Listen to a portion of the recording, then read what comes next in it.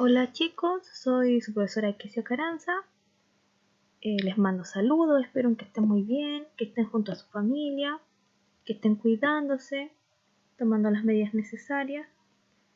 Sé que ha sido un poco difícil a lo mejor enfrentar algunas guías, hacer algunas tareas solitos en casa o con sus papás, así que por eso creamos este canal para poder comunicarnos más fácilmente, para yo poder grabar también las clases y que ustedes las puedan ver en casa. Ya ojalá les sirva. Hoy día vamos a comenzar una nueva unidad que, como dice ahí, es una unidad de historia de Chile. ¿Por qué vamos a comenzar hoy día una nueva unidad? Porque los contenidos anteriores, los de formación ciudadana, que tenían que ver con la democracia, las elecciones, ¿cierto? Ustedes ya los manejan, les fue muy bien en la prueba, así que los felicito. Y entonces, por lo tanto, yo entiendo que ya los manejamos súper bien, lo habíamos visto el año pasado, lo vimos cuando volvimos este año, también en las guías, así que ahora vamos a partir con algo nuevo. Aquí tenemos una línea de tiempo de la historia de Chile que ustedes ya conocían. La historia de Chile comienza con el periodo prehispánico, o sea, cuando viven aquí los indígenas. Después viene el descubrimiento y conquista, cuando llega Pedro de Valdivia, ¿cierto? Conquista Chile. Después viene la colonia, cuando empiezan ya a convivir indígenas y españoles y logran una sociedad, ¿cierto? Amena. Y después viene el proceso de independencia, que ahí es donde vamos a comenzar. ¿Por qué? Porque el año pasado llegamos hasta la colonia. Entonces este año nos toca ver desde la independencia en adelante.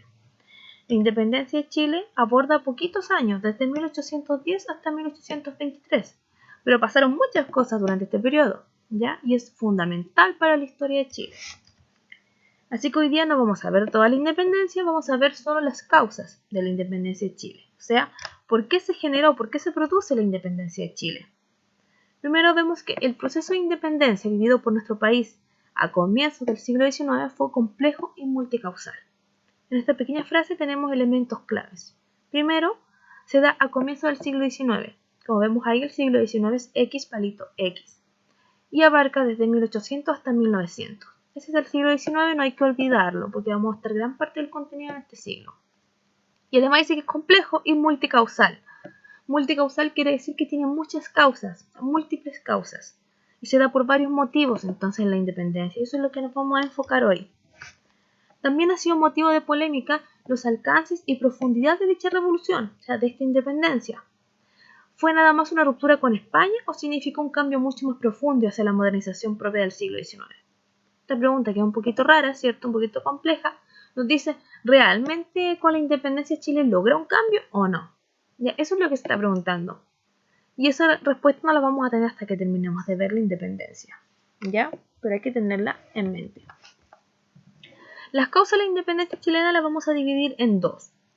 Las causas externas, que son las que suceden fuera del territorio americano, y las causas internas, que son las que suceden dentro del territorio americano. Las causas externas son 3 y las causas internas son 4. Este mismo esquema ustedes lo tienen en su guía. En la guía van a tener que completar las causas. Las pueden completar ahora mientras ven, ¿cierto?, la clase del PowerPoint, o las pueden completar después.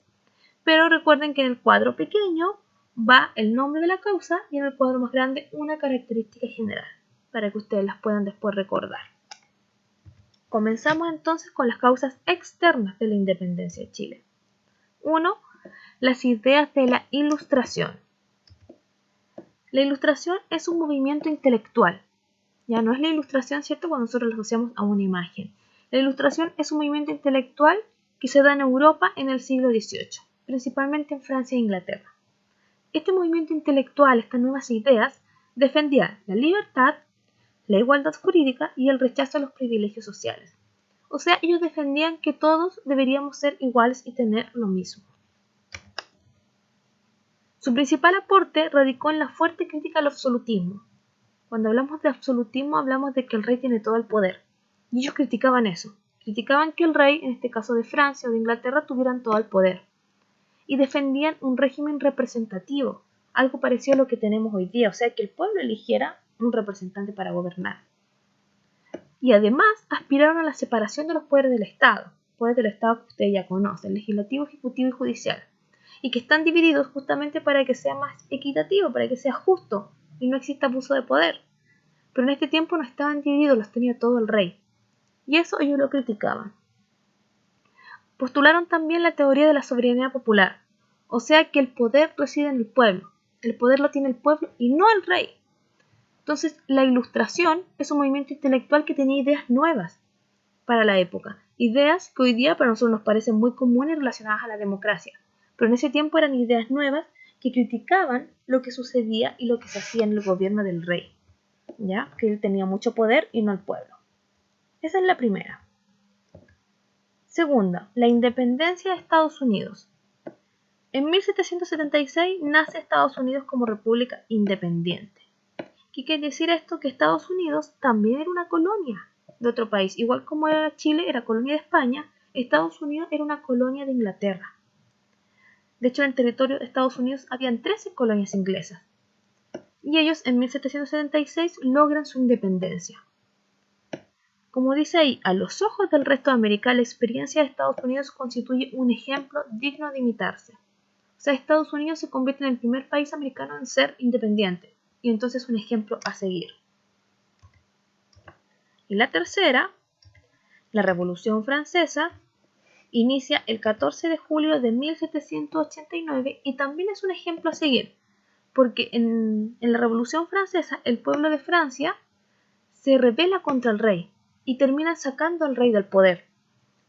Y además ellos ponen en práctica ideas de la Ilustración como la libertad, la igualdad, la soberanía popular y la separación de los poderes del Estado. O sea, la gente dice, ¿por qué si ellos pudieron sacar a su rey, por qué nosotros no podemos sacar al nuestro? ¿Por qué nosotros necesitamos un rey para poder gobernarnos? ¿Por qué no somos mejor iguales, cierto? Con libertad, con la separación de los poderes del Estado. Entonces la gente se empieza a cuestionar un poquito la existencia de este rey de España. ¿Ya? Y lo mismo pasa con la independencia de Estados Unidos. Si ellos pudieron ser independientes, ¿por qué nosotros no podemos hacerlos también?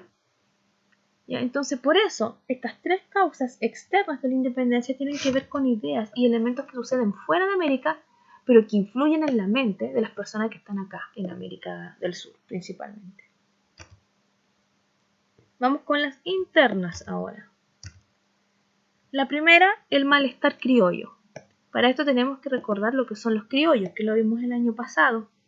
Los criollos son hijos de españoles, pero nacidos acá en América, que tenían educación, poder económico, etc., pero eran discriminados por ser criollos. Entonces, como dice acá, durante el periodo colonial se habían venido acumulando un gran malestar, o sea, un enojo, entre los criollos por razones de tipo político, económico, social y cultural. En lo político, los criollos estaban bastante enojados porque los cargos públicos y los cargos importantes solo recaían en españoles y no en criollos. O sea, solo podían tener cargos públicos, cargos políticos importantes españoles que habían nacido en la península española, también conocidos como los peninsulares. Y si eran criollos no podían tener un cargo. Además, desde el punto de vista social, los criollos habían adquirido un gran cariño y apego por su tierra. Ellos se sentían realmente ya americanos, no tanto españoles como los otros. Y esto era despreciado por los peninsulares españoles. Ya se llevaban mal por ello. En cuanto a la economía, el mercado americano se saturó de productos importados, o sea, productos desde afuera. Venía tanto producto desde afuera que no dejaban que se desarrollara una industria acá dentro de América. Entonces los criollos que querían vender sus propios productos, al final lo intentaban pero no lo lograban. Porque venía tanto producto de afuera que era más barato, que al final la gente prefería comprar el más barato que comprar el hecho acá.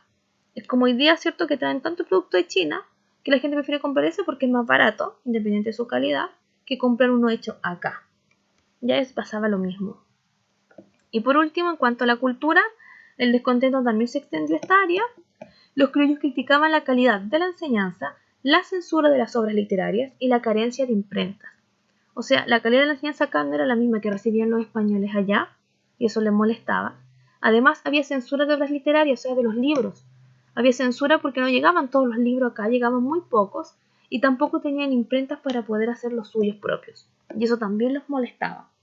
O sea, los criollos estaban enojados ya hace varios años, hace harto tiempo, y por distintos motivos. Y eso los enfrentaba un poco a los españoles peninsulares. Vamos a ver un pequeño video que es justamente el ejemplo de un chileno, un criollo, que no pudo obtener un cargo público por ser criollo. A pesar de su larga y exitosa carrera como funcionario público, Juan Martínez de Rosa nunca logra ascender más allá de secretario. ¿Adivina por qué? Por ser criollo y no español. Exacto. Martínez de Rosa nace en Mendoza, cuando Mendoza era un parte de la Capitanía General de Chile. Ahora, igual, no es cualquier criollo. A punta de ingenio, astucia y suerte ha logrado convertirse en uno de los hombres más ricos de Chile. Bueno, pero los españoles saben que darle tanto poder a un solo hombre es peligroso, al menos para ellos. Y lo peor de todo es que el malestar de Martínez de Rosa ha comenzado a propagarse cada vez más entre los criollos acaudalados. Por las ideas libertarias. Por eso, y porque les afecta muchísimo el bolsillo. Ahí teníamos entonces un ejemplo. Martínez de Rosa era un criollo con dinero, con educación, pero no pudo tener un cargo público que él aspiraba por ser un criollo. Además de eso, él se destacó por después difundir este descontento. Entonces, de a poco los chilenos o los americanos fueron tomando odio contra esta actitud de los españoles. Ya vamos por la segunda. Adquisición de una conciencia criolla. ¿Qué quiere decir esto? Que durante la colonia los criollos desarrollaron un fuerte amor por la tierra en que vivían y por la sociedad que la habitaba. O sea, lo que habíamos dicho, que se sentían americanos. Ya tenían una mentalidad distinta a los españoles por haber nacido acá y se sentían distintos también. Además, como vemos en la imagen, ya había mucha mezcla racial, mucho mestizaje, entonces ellos se veían y se sentían distintos. Sentían parte de una sociedad americana, no de una sociedad española. Eso está reflejado en la literatura y en las cartas de esa época, donde se percibe el desarrollo de este sentido de pertenencia y amor a la patria incluso, teniendo ya una identidad nacional, tal vez no chilena, pero sí americana. Entonces, si bien esto no es una causa directa de la independencia, igual los criollos ya se sentían totalmente apartados de España, ya por eso después también lo sumamos a una causa. Tercera, la crisis económica. Los criollos y los habitantes de acá de América tuvieron que cada vez pagar más impuestos, porque los impuestos se fueron subiendo cada vez más y también aumentaron en cantidad. Y esto obviamente también molestó a los criollos, o sea, los criollos están enojados por todas las cosas que habíamos visto antes y además les suben los impuestos, lo cual los molesta aún más, porque tienen que pagar más, mientras que los peninsulares no tenían que pagarlos. Y la libertad de comercio significó entonces la llegada de tanta mercadería que no podía ser vendida acá en el mercado chileno, y los productos chilenos obviamente quedaban fuera de la venta. ¿Ya? Entonces eso trajo una crisis económica para América y principalmente para los criollos. Y por último, la expulsión de los jesuitas. Si recordamos bien, los jesuitas son una orden de sacerdotes que habían llegado acá a América desde un principio con los españoles, porque ellos habían llegado a evangelizar a los indígenas. Ellos estuvieron acá mucho tiempo y se quedaron acá, y esta compañía de Jesús se había convertido en una orden muy influyente, tenía mucho poder, ¿ya? Tenía poder económico, eran reconocidos, eran muy queridos por la gente porque ellos habían hecho escuelas, les enseñaban música, arte, habían también traducido el mapudungún, entendían a los indígenas, tenían agricultura, entonces tenían poder económico, regalaban productos a los más pobres, y eso hacía que obviamente fueran muy queridos por la gente. Por ello son siempre mirados con recelo por los reyes españoles. Entonces el rey Carlos III decide expulsarlos de sus territorios en 1767 y lo expulsa de todo el territorio español, tanto de la península española como de acá de América.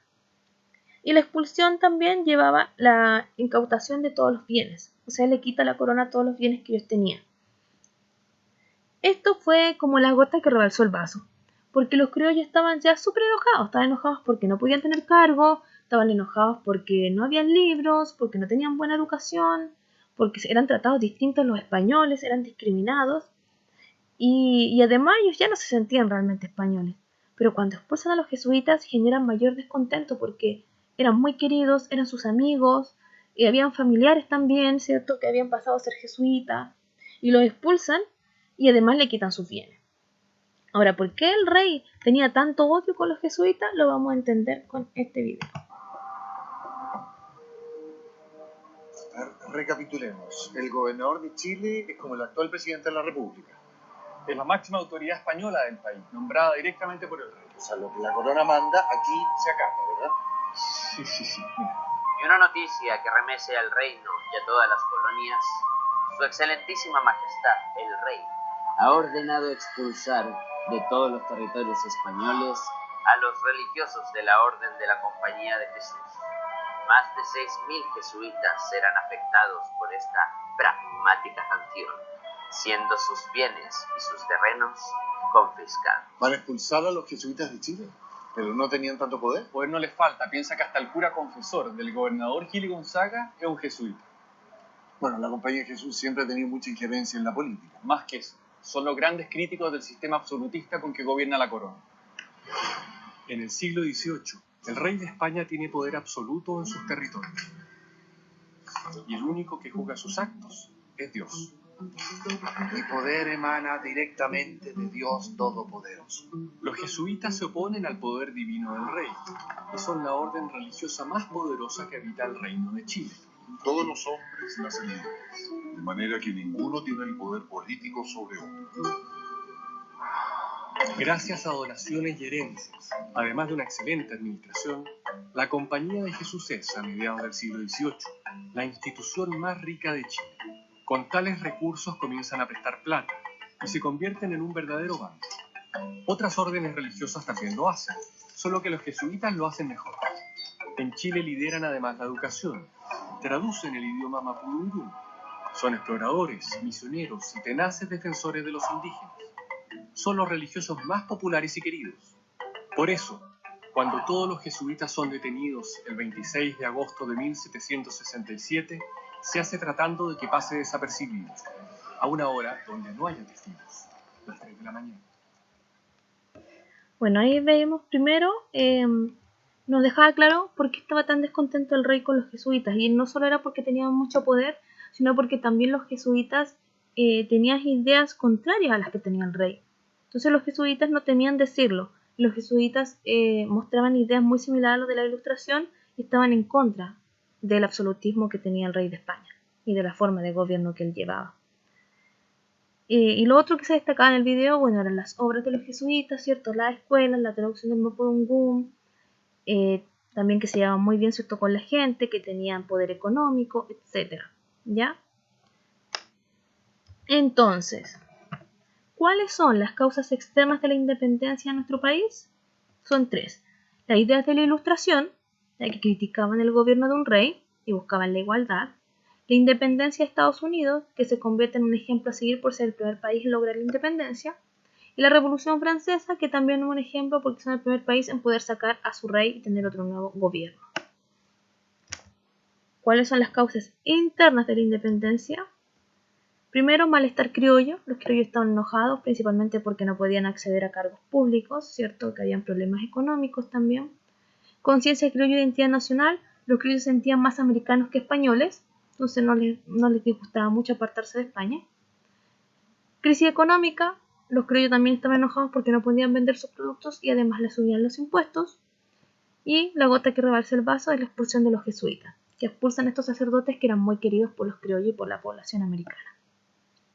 Todas estas causas, por sí solas, no son causa de la independencia, sino que todas estas suman para que después, por ejemplo, los criollos no tengan problema en apartarse de España y se sientan más americanos o más chilenos que españoles, y además, ¿cierto?, tengan estas nuevas ideas en contra de la monarquía.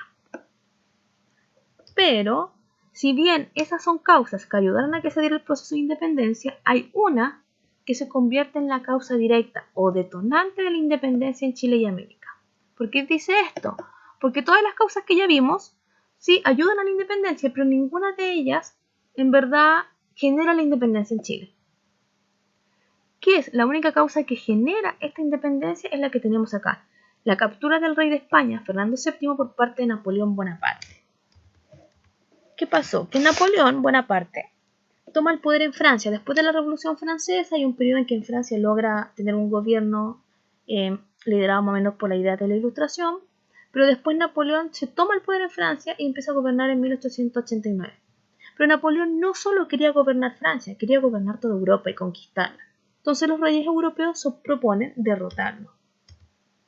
Sin embargo, el rey español, que en ese tiempo era Carlos IV, se había mostrado bastante colaborador con Napoleón y le permite invadir pacíficamente su territorio para dar paso a Portugal. ¿Qué quiere decir esto? Miremos el mapa. Francia el verde, ¿cierto? Ahí está Napoleón. Napoleón quiere conquistar Portugal, que es el otro verde. Entonces, para poder pasar hacia Portugal, tiene que pasar por España. Entonces, el rey español Carlos IV le dice: Napoleón pasa pacíficamente por nuestro territorio, pero con la intención de llegar a Portugal. Napoleón obviamente acepta esta propuesta, pero, como dice acá, la situación provocó la reacción del pueblo español. El pueblo español no le gustó nada la decisión del rey y generan una revuelta, una especie de protesta que se llamó el Motín de Aranjuez. Esto se da en 1808 y genera tanta molestia entre la gente que el rey tiene que tomar una decisión después. Entonces, ¿qué hace el rey? Abdica, o sea, deja el trono en su hijo Fernando VII. ¿Ya? Porque recuerden que los reyes, ¿cierto?, tienen que tener una dinastía y por lo tanto el que sigue, su hijo, sería el próximo rey. Entonces él deja el trono y se lo deja a su hijo, a su sucesor. Pero ahí hay otro problema. Bonaparte, o sea Napoleón, no le gusta este cambio porque el trato él lo había hecho con Carlos IV, no con Fernando VII.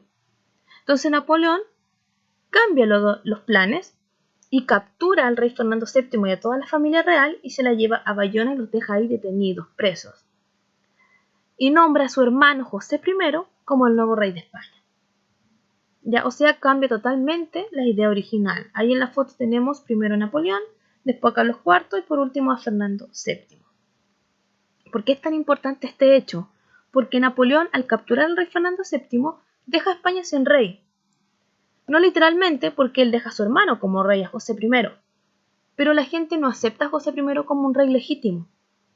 Entonces España siente que no tiene un rey, lo mismo América, y que por lo tanto hay que hacer algo para poder gobernarse. Y ahí es cuando se hacen las juntas de gobierno para autogobernarse mientras su rey no está. Eso se da en España y después en América. El problema es que en América, estas juntas de gobierno después ven nuevas ideas y ahí aparece la idea de la independencia. Ya por eso la causa que detona la independencia es la captura del rey Fernando VII por parte de Napoleón. Ya, y esas serían las causas en general de la independencia. Tenemos causas externas e internas y esta causa detonante. ¿Ya? Espero que estén claritas las causas. Estas son las que vimos hoy. Cualquier cosa en todo caso, si no hay algo claro, recuerden que pueden escribir sus dudas al correo historia.6.smm@gmail.com. O también pueden dejar comentarios acá en el video, en este canal, y yo también se las puedo resolver con otro video para que les quede más claro. Ya, espero que estén muy bien, chiquillos, que se cuiden, que estén con su familia, que no salgan. Ya, y cualquier cosa, ¿cierto?, me pueden escribir o comentar. Y también seguiremos en la próxima clase. Ya, un saludo, que estén muy bien, chiquillos.